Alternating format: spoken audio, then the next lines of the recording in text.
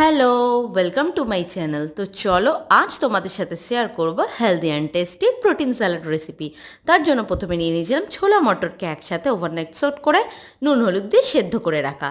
দেন ছিল শসা কুচি, আলু সেদ্ধ, টমেটো কুচি, ধনেপাতা কুচি আর একটা গন্ধরাজ লেবুর টুকরো। তোমরা এখানে গাজর কুচিও নিয়ে নিতে পারো।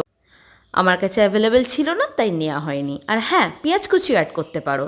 সবগুলোকে আমি একটা বড় বলে নিয়ে নিলাম। দেন পরপর একে একে পরিমাণ মতো বিট নুন, গোলমরিচ গুঁড়ো, ভাজা জিরের গুঁড়ো আর সামান্য চাট মশলা দিয়ে দিলাম। তারপর ওপর থেকে একটু গন্ধরাজ লেবুর রস দিয়ে দিলাম আর দিয়ে দিলাম সাদা তিল। তো তারপরে ভালো করে মিক্সড করে নিলাম। তাহলেই রেডি হয়ে যাবে আমাদের টেস্টি টেস্টি আর super healthy protein salad recipe. তোমরা এটা বাড়িতে ট্রাই করো, আমাকে কমেন্ট করে জানিও। Bye bye, subscribe to my channel.